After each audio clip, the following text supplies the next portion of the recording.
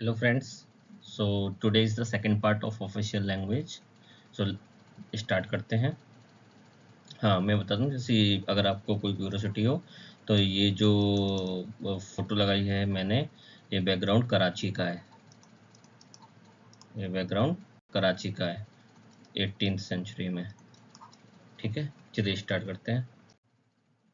तो अभी तक फर्स्ट वीडियो में हम लोगों ने पढ़ लिया था सल्तनत पीरियड में क्या पर्शियन लैंग्वेज का था, क्या कौन कौन सी ऑफिशियल लैंग्वेज थी, किस तरह से संस्कृत से पर्शियन में ट्रांजिशन हुआ, किस तरह से बहुत सारे लोग आए जो चूंकि हुमायूं के ऊपर सफ़ाविद एम्पायर का इन्फ्लुएंस था, तो काफ़ी इन्फ्लक्स हुआ। सफ़ाविद जो लिटरेचर था, पर्शियन लैंग्वेज थी, वो हुमायूं के टाइम में काफ़ी आई। और सूफीज़्म का क्या असर पड़ा, जो सूफीज़्म थे वो ज़्यादा पर्शियन लैंग्वेज बोलते थे, तो सूफीज़्म ने आके पर्शियन लैंग्वेज को कैसे आम लोगों की लैंग्वेज में कन्वर्ट किया। तो ये मैंने बता दिया था कि पर्शियन पैनोरामा हिंद, जिया नक्शवी ने ये तूतीनामा लिखा था। ठीक है, फिर मैंने ये बताया था कि सूफीज़्म का क्या इम्पैक्ट पड़ा था, कि जो मोस्ट ऑफ द सूफी थे आपस में पर्शियन में बात करते थे, लेकिन लोगों से उनकी लैंग्वेज में बात करते थे, लेकिन धीरे धीरे एक तरह से ड्रिपिंग डाउन इम्पैक्ट हुआ और पर्शियन और लोकल लैंग्वेज आपस में मिलके किस तरह की लैंग्वेज बन गई, उर्दू के फॉर्म में कन्वर्ट हो गई। फिर मैंने आपको बताया था कि 15th और 16th सेंचुरी जो थी वो डोरमेंट पीरियड क्यों था पर्शियन के लिए। वो इसलिए था क्योंकि उस समय तैमूर के आक्रमण के बाद लोदी और सैयद जो डायनेस्टी थी वो बहुत कम एरिया तक थी। इनफैक्ट मैंने आपको ये भी बताया था कि जो सैयद डायनेस्टी का जो लास्ट एम्परर था आलम शाह, उसके लिए ये कहा जाता था शाह आलम दिल्ली टू पालम, केवल 9 माइल तक उसका इम्पैक्ट था। तो पर्शियन एज ए लैंग्वेज का जो इम्पैक्ट था वो पूरे इंडिया पे नहीं था, वो एक तरह से रीजनल लैंग्वेज में कन्वर्ट हो गई थी। लेकिन उस लोदी के बाद जब सूरी आए, वो भी अफगान थे, पश्तून थे, तो उनको भी पर्शियन लैंग्वेज में इतने प्रोफिशिएंट नहीं थे। ऑफिशियल लैंग्वेज में उनके जो लोग थे, जो उनके ऑफिस के लोग थे, वो भले ही पर्शियन में लैंग्वेज में बात करते हों, लेकिन वो आपस में हिंदवी लैंग्वेज में बात करते थे। बाद में जब हुमायूं आया, हुमायूं को जो सपोर्ट किया री एस्टेब्लिश करने में सफ़ाविद एम्पायर या ईरान के लोगों ने, तब पर्शियन को एकदम से इमर्ज हुआ। तो ये मैंने लास्ट में बता दिया था। ये मैंने बताया था कि कहाँ कहाँ से थे ये। पूरे खान एम्पायर था, ये दिल्ली सल्तनत थी। ठीक है, इसके बाद मैंने आपको बताया था कि मुगल इरा में जो ऑफिशियल लैंग्वेज थी वो कैसे डेवलप हुई। तो अब स्टार्ट करते हैं यहाँ से। तो अकबर जो था उसने सबसे पहले पर्शियन लैंग्वेज को अपनी क्या बनाया था, कोर्ट लैंग्वेज बनाया था। ठीक है, अकबर देखो, अकबर की ऑफिशियल जो पढ़ाई थी वो इतनी ज़्यादा नहीं हुई थी, लेकिन फिर भी अकबर जो कहा जाता है कि उसके अंदर एक बहुत ही कॉमन सेंस था, और वो समझता था कि होशियार अगर वो खुद नहीं है तो होशियार लोगों के साथ में रहना चाहिए। तो उसने बहुत सारे लोगों को पर्शियन जो लॉरेट थे, या फिर उसके जो सुलह कुल में अलग अलग एम्पायर के, अलग अलग रिलीजन के, अलग चाहे वो ब्रिटिश, चाहे वो क्रिश्चियंस हों, चाहे वो संस्कृत स्पीकर हों, या फिर ब्रजभाषा या लोकल वाले हों, उन सारे लोगों को उसने बुलाया था, और एक दूसरे के जो जितने भी संस्कृत के लिटरेचर हैं उनको कन्वर्ट भी कराया था सबसे ज़्यादा अकबर ने। तो मैंने एग्जाम्पल आपको दिया था, हुमायूंनामा भी उसने लिखने को बोला था अपनी पापा की बहन से, गुलबदन बेगम से। उसने शेरवानी से ये बोला था कि चलो आप शेरशाह सूरी के बारे में लिखो, क्योंकि अब्बास खान शेरवानी जो था वो एक तरह से इनके साथ भी काम कर चुका था, शेरशाह सूरी के साथ भी काम कर चुका था। तो हुआ ये कि जब पर्शियन को कोर्ट लैंग्वेज जब बनाया गया, तो अकबर ने जब ये इसे कोर्ट लैंग्वेज बनाया गया, तो जितने भी हिंदू लोग थे, जो हिंदू लोग थे, चूंकि अकबर की पॉलिसी ये थी कि वो मेरिट के बेस पर एम्प्लॉयमेंट देता था, तो जितने भी हिंदू लोग थे उन लोगों ने कहा कि अगर हम लोगों को ऑफिशियल ऑफिस में जाना है तो पर्शियन लैंग्वेज सीखनी होगी। तो हिंदुओं में जो दो सबसे इम्पोर्टेंट लोग थे, कायस्थ लोग जो थे, वो आते थे आपके नॉर्थ इंडिया से, नॉर्थ इंडिया यानी कि यूपी और बिहार वाले रीजन से। और जो खत्री लोग थे, ठीक है, वो आते थे आपके नॉर्थ वेस्ट या पंजाब रीजन से। कहाँ से आते थे? पंजाब रीजन से। ये खत्री लोगों का ये चित्र मैंने लगाया है। इन सारे लोगों ने क्या किया, एक तरह से कॉम्पिटेंस ले लिया किसमें, पर्शियन लैंग्वेज में। और ये अगर आप देखें तो पूरे इंडिया में जो मुगल फाइनेंस डिपार्टमेंट था, उसमें ज़्यादातर जो लोग थे, जो ऑफिशियल थे, वो कायस्थ या खत्री थे। और इन लोगों की जो पकड़ थी पर्शियन लैंग्वेज में बहुत ज़्यादा अच्छी थी।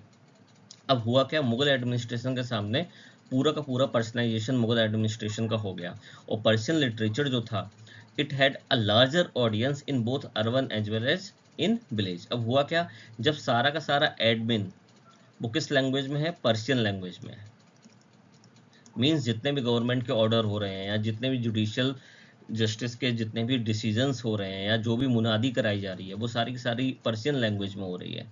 तो वो कहाँ तक जाएगी, गांव गांव तक जाएगी। तो पर्शियन लैंग्वेज कहाँ तक गई, जहाँ तक मुगल एम्पायर है वहाँ तक पर्शियन लैंग्वेज का पेनिट्रेशन हो गया, और इससे क्या हो गया कि पूरी तरीके से पूरे इंडिया में आम लोगों की जो बोलचाल की भाषा थी वो उनकी नेटिव लैंग्वेज तो रही, साथ में पर्शियन लैंग्वेज भी हो गई। और धीरे धीरे एक टाइम के बाद क्या हुआ कि पर्शियन लैंग्वेज भी लोगों को पढ़ाई जाने लगी। और पर कभी कभी ऐसे, और एक टाइम तो मुगल एम्पायर में ऐसा आया कि पर्शियन लैंग्वेज पढ़ाने के लिए आपको हिंदू लोगों को भी एम्प्लॉय करना पड़ा, क्योंकि उनकी भी कॉम्पिटेंसी लेवल जो पर्शियन में था वो ओरिजिनल जो पर्शियन बोलने वाले स्पीकर थे उनसे ज़्यादा हो गया। अब जो सिख एम्पायर जो था, इनफैक्ट जो सिख उसने भी अपनी जो लैंग्वेज ऑफिशियल बनाई वो कौन सी बनाई, पर्शियन लैंग्वेज बनाई। और इसी तरीके से इन सेम फ्यूजन क्या हुआ, बंगाल और डेक्कन में भी हुआ। ये क्यों हुआ, क्योंकि अगर आप देखो चाहे वो सिख एम्पायर हो, चाहे वो आपका बंगाल हो या डेक्कन हो, ये सारे के सारे क्या थे, ये वेसल स्टेट थे। ये क्या थे, वेसल स्टेट, या फिर कह दो जिस तरह से अगर सेंटर में इस समय अगर हिंदी की बात हो रही है तो जितने भी स्टेट होंगे वो भी अपनी ऑफिशियल लैंग्वेज क्या करेंगे, हिंदी रखेंगे, क्योंकि उनको day to day official work के लिए आपस में जो कम्युनिकेशन करना होगा उसमें आसानी रहेगी। ठीक है, तो ये जो सिख एम्पायर हुआ, नॉर्थ वेस्ट वाला एरिया हो गया, बंगाल हुआ, डेक्कन हुआ, इन सारों में पर्शियन लैंग्वेज एक तरीके से पूरे में आ गई। और ये पीक था अकबर और जहांगीर और शाहजहां के टाइम में पर्शियन लैंग्वेज का। ठीक है, ये मैंने ये पोस्ट एक ट्रिविया से लिखा है कि फतहनामा सिंध, जिसे चासनामा भी बोलते हैं, ये ओरिजिनल बताया जाता है कि इस्लामिक आपने जो कल्चर है वो इंडिया में कैसे आया। एक्चुअली जो फतहनामा सिंध है ये सिंध एरिया के बारे में बताता है। अब सिंध एरिया कौन सा है, अगर आप देखो ये वाला जो एरिया ये सिंध एरिया है, गुजरात के ऊपर वाला। जो मोहम्मद बिन कासिम था उसने सिंध पे ही एक तरीके से कब्जा किया था, थोड़ा सा आगे और गया था। मोहम्मद गोरी भी इस साइड गुजरात से आया था। तो इस फतहनामा सिंध में बताया गया है कि मोहम्मद बिन कासिम के आक्रमण से पहले पूरी history, political interpretation, political history क्या थी इस रीजन की। अच्छा, इसमें एक चीज़ और है कि ये जो ए एच लिखा है, इस ए एच का मतलब क्या होता है, ए एच का मतलब होता है हिजरी से मतलब होता है। किससे मतलब होता है, हिजरी से। हिजरी का मतलब होता है कि 622, मीन्स अगर इसमें लिखा है 613 AH, तो इसको अगर आपको कन्वर्ट करना हो सीई में तो 613 को आप जोड़ दोगे उसमें 622, तो ये करीब कितना हो गया, अराउंड 1240 में आ गया, 1245। तो इसका मतलब क्या है, इसको पर्शियन में कब कन्वर्ट किया गया, 1240 के आसपास। यानी कि जब आपकी सल्तनत जो थी, या एक तरह से देखा जाए जो आपकी ममलूक डायनेस्टी थी, और ये उस समय सल्तनत आ गई थी तब ये पर्शियन में कन्वर्ट हुआ। उससे पहले ये किस में था, अरबी में था। ठीक है, तो इसमें बताना इसका पर्पस ये था कि इसको भी पर्शियन में कन्वर्ट किया गया, और ये सबसे इम्पोर्टेंट डॉक्यूमेंट माना जाता है ये पता लगाने के लिए कि हाँ देखो जो मुसलमान थे या मुस्लिम धर्म था वो यहाँ का नेटिव नहीं था, वो बाहर से आया था, और मोहम्मद बिन कासिम इसको लेके आया था। मोहम्मद बिन कासिम के बाद मोहम्मद गोरी की बात आई थी। तो ए एच आपको इसमें इंपॉर्टेंट है कि वो आपको याद रखना है। नेक्स्ट आप आता है कि इंपॉर्टेंट पर्शियन टेक्स्ट कौन से थे और उनका ट्रांसलेशन क्या था। अब देखो तुझके बाबरी जो था, इसे जैसे बाबर नामा भी बोलते हैं, जिसे बाबर नामा भी बोलते हैं। ठीक है, इस बाबर ने तो इसे किस में लिखा था, तर्किश लैंग्वेज में लिखा था, या छागताई जो मैंने बताया था उस लैंग्वेज में लिखा था। लेकिन ये it was so brilliantly written that it was translated 3 times into Persian. अब इतनी अच्छे तरीके से बाबर ने लैंग्वेज में लिखा था कि जब उसका बार बार ट्रांसलेशन हुआ तो अच्छे से नहीं हो पाया, जो प्रॉपर जो मीनिंग होती है, जो उसका एक्सेंट होता है, जो उसकी सोल होती है वो नहीं आ पाई। इनमें से जो एक बार जो फाइनली जो लिखा बाबरनामा कन्वर्ट किया गया पर्शियन में, वो किसने किया, अब्दुल रहीम खान ने किया इसको। ठीक है। उसके बाद बाबर जो था, additionally Babur compose poetry in both Turkish and Persian language. तो देखो बाबर के टाइम तक टर्किश लैंग्वेज का यूज हो रहा था। इनफैक्ट जो बाबर की बेटी थी गुलबदन बेगम, वो भी टर्किश लैंग्वेज में ही बात करती थी, लेकिन उसने बाबर के अकबर के कहने पर पर्शियन लैंग्वेज में आपकी हुमायूंनामा लिखी थी। ठीक है। अब ये जो बाबर था वो अपनी पोइम किस में लिखता था, टर्किश लैंग्वेज में लिखता था, और क्या लिखता था, दीवान उसका था, जो पोइम का कलेक्शन था उसको क्या कहते हैं, दीवान बोलते हैं। तो ये मैंने इसलिए दिया कि कभी कभी ये एमसीक्यू में पूछा जा सकता है, और आप अपने मेंस में से एग्जाम्पल भी दे सकते हो। जहांगीर के टाइम में क्या लिखा, जहांगीर जो था वो आर्ट एंड आर्किटेक्चर के ऊपर ज़्यादा फोकस किया। ठीक है। उसने भी अपनी ऑटोबायोग्राफी लिखी, और उसका नाम क्या लिखा, तुझके जहांगीर, या फिर जहांगीर नामा। ठीक है। अब इस जहांगीर के टाइम में ही इकबालनम अ जहांगीरी, जहांगीरी ये जो बुक थी ये किसने लिखी थी, मुतामिद खान ने लिखी थी। और एक बुक और थी मासिर अ जहांगीरी। ये दोनों ही क्या कहते इंपॉर्टेंट लिटरेरी और हिस्टोरिकल वर्क्स थे किसके टाइम में, जहांगीर के टाइम में, जो पर्शियन थे। नेक्स्ट आ जाओ आप शाहजहां के टाइम में। शाहजहां की जो बायोग्राफी थी उसको क्या कहते हैं, पातशाहनामा। देखो ये क्या है, बायोग्राफी है पातशाहनामा। ठीक है। पातशाहनामा को किसने लिखा था, दो लोगों ने लिखा था, अब्दुल हमीद लाहौरी और इनायत खान ने। तो पातशाहनामा को किसने लिखा, दो लोगों ने लिखा, एक आपका आ गया अब्दुल हमीद लाहौरी, और दूसरा जो था वो आपका आया इनायत खान। ठीक है। अब इनायत खान ने ही आपकी लिखी है शाहजहांनामा, शाहजहांनामा। तो इनायत खान ने ही आपकी शाहजहांनामा भी लिखी है। तो देखो आपके पास सारे आ गए। तुझके बावजूद किसने लिखी है, बाबर ने खुद लिखी है।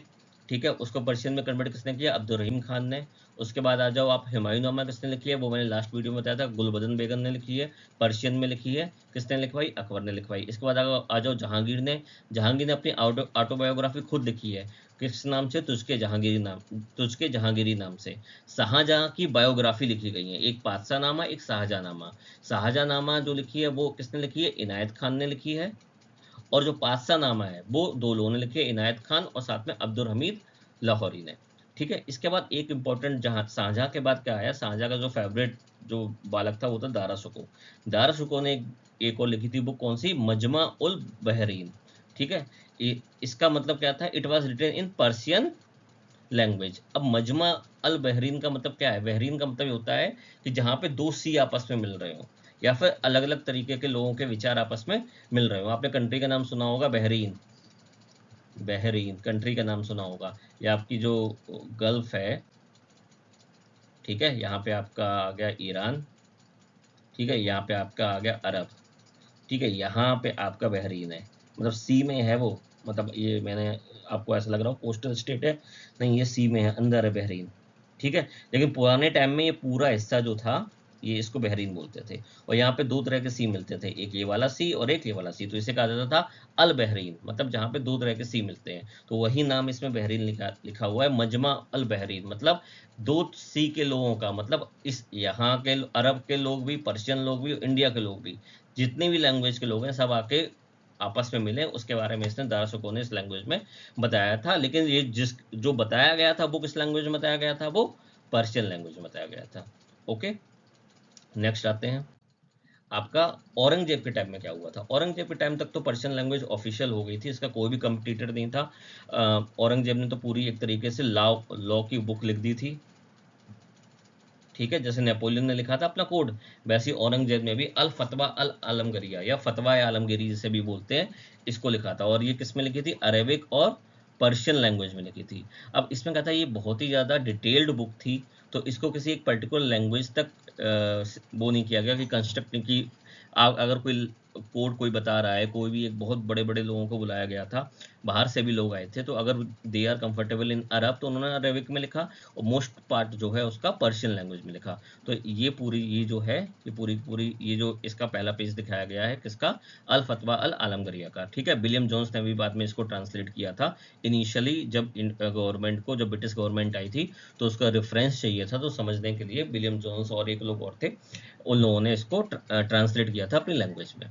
अब देखो पंजाब में क्या हो रहा था इस पूरे टाइम में, पंजाब में क्या हुआ कि जो पंजाबी मुस्लिम्स थे, ठीक है, उन लोगों ने भी क्या सीख ली थी, पर्शियन लैंग्वेज सीख ली थी।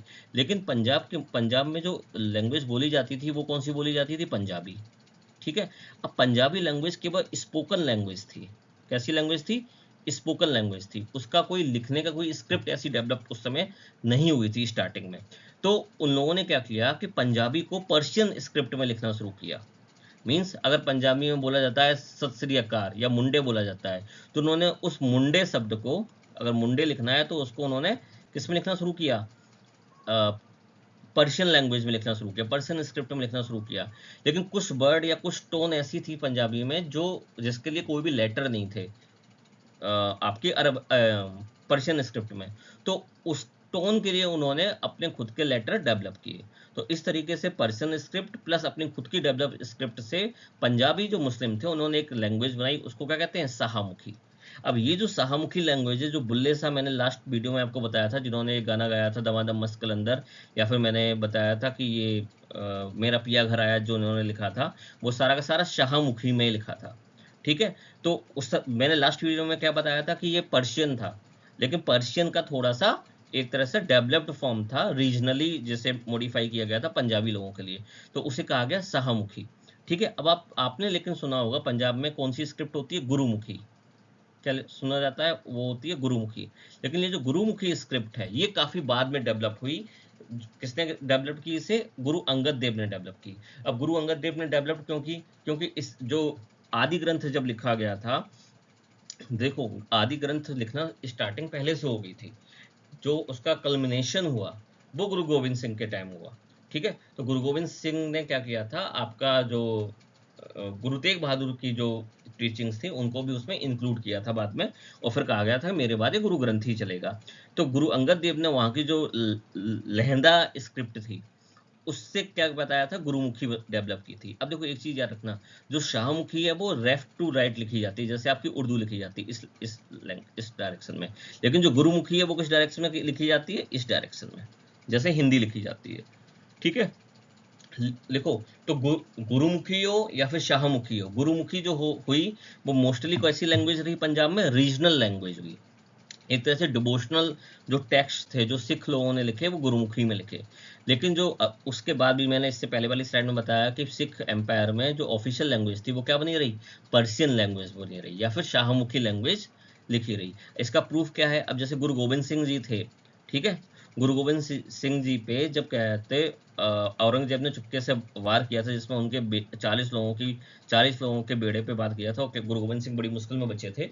तो गुरु गोविंद सिंह ने औरंगजेब को एक लेटर लिखा था जिसका नाम था जफरनामा। ठीक है। वो किस में लिखा था? पर्शियन लैंग्वेज में लिखा था। ये जो है आपका, ये जो मैं दिखा रहा हूँ, ये आपका क्या है? जफरनामा है। जफरनामा। उसके बाद इन्होंने एक और लिखा था फतेहनामा। फतेहनामा क्या था? जब इनका जो बेटे थे जोरावर जोर से बोला, फतेह सिंह शेर सा बोला, उनकी जब हत्या कर दी गई थी, चुनो रखो ईंटें भरो गारे, चुनो दीवार हत्यारे, उस समय फतेहनामा लिखा था। तो ये दोनों ही टेक्स्ट गुरु गोविंद सिंह ने चैलेंज किया था, उनसे कहा था कि अगर आपको मिलना है हमसे लड़वा के, और हम आपसे नहीं लड़ते हैं, हम आपसे डरते नहीं हैं। तो औरंगजेब ये इन दोनों जो सबसे इंपॉर्टेंट टेक्स्ट हैं, इनकी जो लैंग्वेज है वो क्या है? पर्शियन ही है। क्या लैंग्वेज है? पर्शियन। ठीक है। मीन्स ये जो लेटर्स थे they are like communication between the two head to head, मतलब दो स्टेट्स के हेड के बीच में बात हो रही है। तो किस लैंग्वेज में लिखे गए थे? अगेन पर्शियन लैंग्वेज में लिखे गए थे। तो पर्शियन लैंग्वेज जो थी मोर लेस मुगल एम्पायर के जितने भी वेसल स्टेट्स थे उन सारों में, जो नए स्टेट डेवलप हो रहे थे उनकी भी ऑफिशियल लैंग्वेज पर्शियन ही रही थ्रू आउट। ठीक है। अब मुगल का जब डिक्लाइन हुआ तब उर्दू डेवलप हुई। उर्दू डेवलप कैसे हुई? जब आपका जो मेनलैंड लैंग्वेज थी, जो इसे हम लोग कहते हैं बाद में गंगा जमुना तहजीब, वो जब डेवलप हुई, इसने आपकी उर्दू को इम्पोज किया। अब उर्दू क्या थी? अब जब आपका सेंटर के साथ कम्युनिकेशन कम हो जाएगा, लोग, अब जैसे अगर आपको एक छोटा सा आपका डिस्ट्रिक्ट है या कह लो मालवा स्टेट है, ठीक है, मालवा स्टेट को नीचे आपको मराठा स्टेट से बात करनी है, तो वो क्यों पर्शियन में लिखेंगे? अगर उनको जरूरी नहीं हुआ, ये दोनों ही आपस में अपनी लैंग्वेज समझते हैं, तो वो उर्दू लैंग्वेज में अपने लिखने लगे। तो इस तरह से उर्दू या हिंदी लैंग्वेज स्टार्ट हुई। ठीक है। और पर्शियन इन्फ्लुएंस जो रहा वो बहुत ही small part of British India में रहा। अब देखो ब्रिटिश इंडिया जो था वो मेनली कहाँ था? बंगाल, बिहार, मद्रास, उड़ीसा, कोस्टल स्टेट्स में उनका पूरा कंट्रोल था। मिडिल जो इंडिया थे उसमें ज़्यादा प्रिंसली स्टेट्स थे और ऊपर के स्टेट्स थे। ठीक है, तो साउथ का जो एरिया था पूरा, वो सारे के सारे स्टेट्स में वहाँ की रीजनल लैंग्वेज अभी भी डोमिनेट करती थी, चाहे वो तमिल हो, तेलुगु हो, या फिर आपकी मराठी हो, कोंकणी हो। तो अंग्रेजों के लिए दिक्कत क्या हुई कि अंग्रेजों को ये कभी भी ये नेसेसिटी नहीं रही कि पर्शियन को हमको अप्लाई करना है all over the British India, क्योंकि उनके अलग अलग स्टेट में अलग अलग लैंग्वेज उस समय प्रिवेल कर रही थी।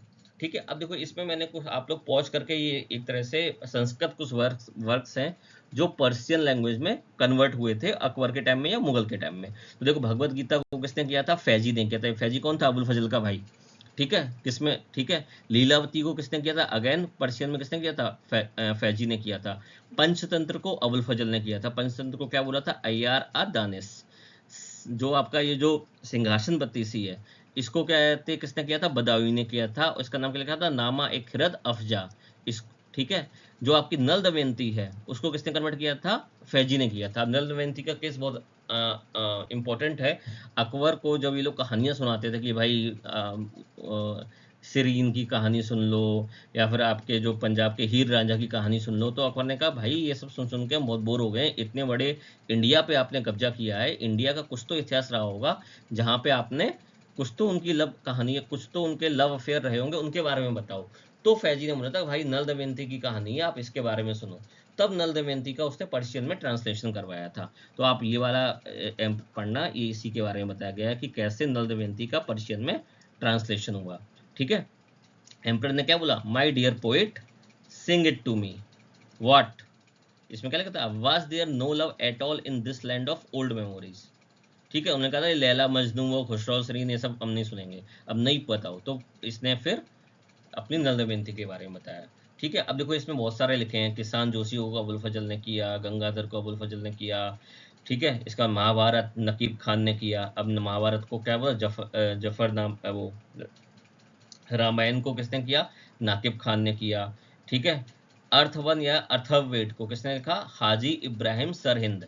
अब हाजी इब्राहिम सरहिंद जो थे, इनका नंबर तीसरे नंबर पे लगा था।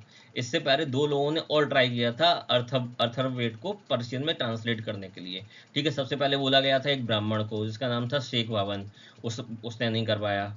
ठीक है, उसके बाद फिर बदायूनी को दिया गया, बदायूनी भी नहीं कर पाए। लेकिन बाद में फिर अंत में जाके ये सरहिंद के जो हाजी इब्राहिम सरहिंद थे, उन्होंने अल्फाबेट को किसमें किया? पर्शियन में कन्वर्ट किया। बाकी मैंने आपको बताई दिए हैं। ठीक है, योग वशिष्ठ को किसने किया था? अबुल फजल ने किया था। ठीक है, नेक्स्ट आओ। अब देखो ये है मकतब खाना। मकतब खाना क्या था? मकतब खाना का मतलब है हाउस ऑफ ट्रांसलेशन। ठीक है, ये कभी कभी सीधे सीधे पूछ दिया जाता है कि हाउस ऑफ ट्रांसलेशन मतलब मकतब खाना। ठीक है, अब देखो ये इसमें नाकिब खान की बात है, अभी मैंने तभी आपको बताया नहीं था। ये नाकिब खान कौन थे? इन्होंने महाभारत को किस में कन्वर्ट किया था? पर्शियन लैंग्वेज में। ठीक है, और पर्शियन लैंग्वेज में इन्होंने क्या नाम रखा था महाभारत का? Razmnama. Razmnama means book of war. रज्म मतलब होता है वार। ठीक है, बाद में उसको इम्प्रूव किया किसने? फैजी ने। ठीक है, कुछ अच्छी अच्छी पोएम या पोइट्री डाल के, या जो भी आपके सेंटेंस अगर अच्छे हैं उसे ब्यूटीफाई किया एक तरीके से। तो ये देखो रज्मनामा का एक पेज है जिसमें को अर्जुन दो है, क्या कर रहे हैं? चिड़िया अपने आँख से मतलब तीर से आपका वो कर रहे हैं, मतलब द्रौपदी के स्वयंवर का वो है। ठीक है, इसके बाद ये देखो ये डिस्कशन हुआ है किसके बीच में? आपके मकतब खाना में लोगों के बीच में, कि भाई आज प्रॉपर तरीके से हमको इसका ट्रांसलेशन करना चाहिए। नेक्स्ट आ जाओ रामायण की बात। तो रामायण को भी ट्रांसलेट किया गया था। ठीक है, रामायण को जब ट्रांसलेट किया गया था वो किस नाम से किया गया था? अलग अलग नाम थे, बहुत सारे ट्रांसलेशन हुए थे।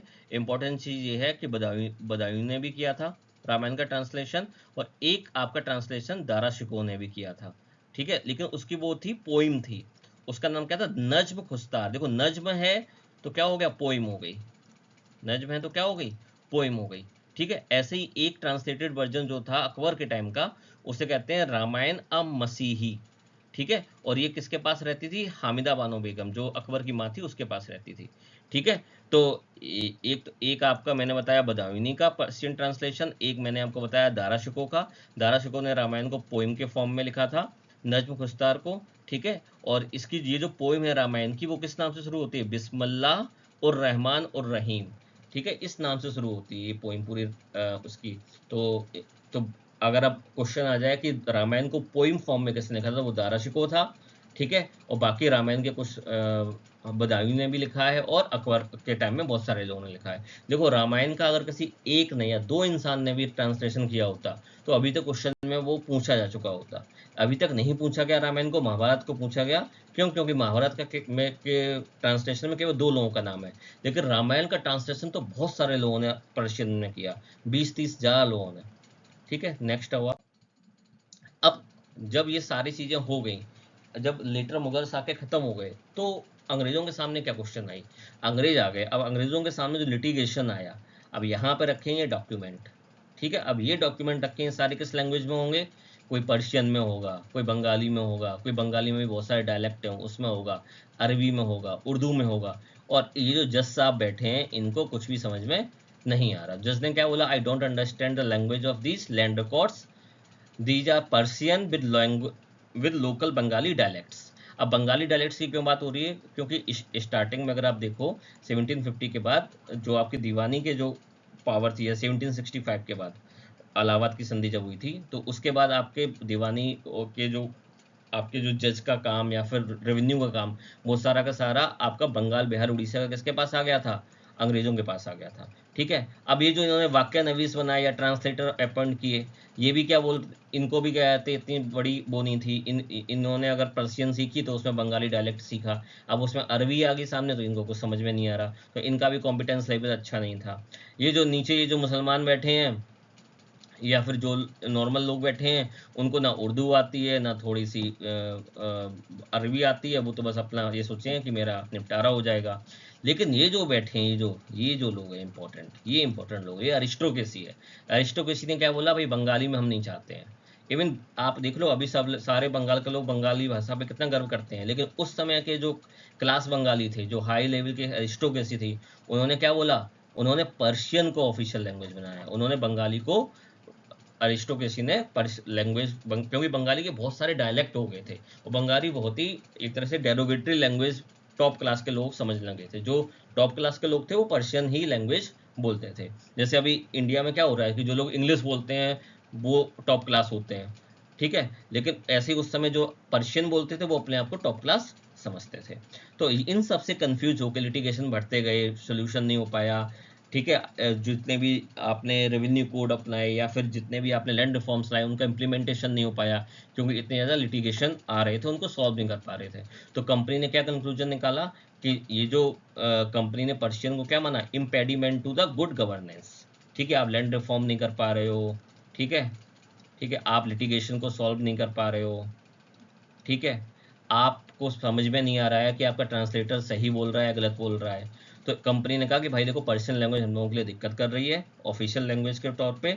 तो सबसे पहले तो मद्रास और बॉम्बे की जो लैंग्वेज जो प्रेसिडेंसीज थी, उन्होंने पर्शियन को अपनी एडमिनिस्ट्रेशन से कब हटा दिया? 1832 में हटा दिया। 1837 में तो 829 आ गया, उन्होंने क्या कर दिया? मैंडेट कर दिया amendment of Persian in official proceedings through out the India in favour of vernacular language. तो 1837 में क्या हुआ? 1837 में ईस्ट इंडिया कंपनी ने सीधे सीधे बोल दिया पर्शियन को टाटा बाय बाय। इसके बाद कौन आई? आपकी वर्नाकुलर लैंग्वेज, वहाँ की local language plus English. Okay, तो इसके बारे में हम लोग बात करेंगे नेक्स्ट टॉपिक में कि ब्रिटिश इंडिया, ठीक है, उसमें ऑफिशियल लैंग्वेज क्या हुई, इंग्लिश की ग्रोथ कैसे हुई, ठीक है, फिर हिंदी कैसे आई, ठीक है, कॉन्स्टिट्यूशन से हिंदवी को हटाया कैसे गया, हिंदवी क्यों नहीं आई। गांधी जी ने इनिशियली हिंदवी को सपोर्ट किया था, लेकिन बाद में फिर उन्होंने हिंदी को ही सपोर्ट किया। तो ये सारे टॉपिक पे बात करेंगे नेक्स्ट थर्ड इसके पार्ट में। Thank you.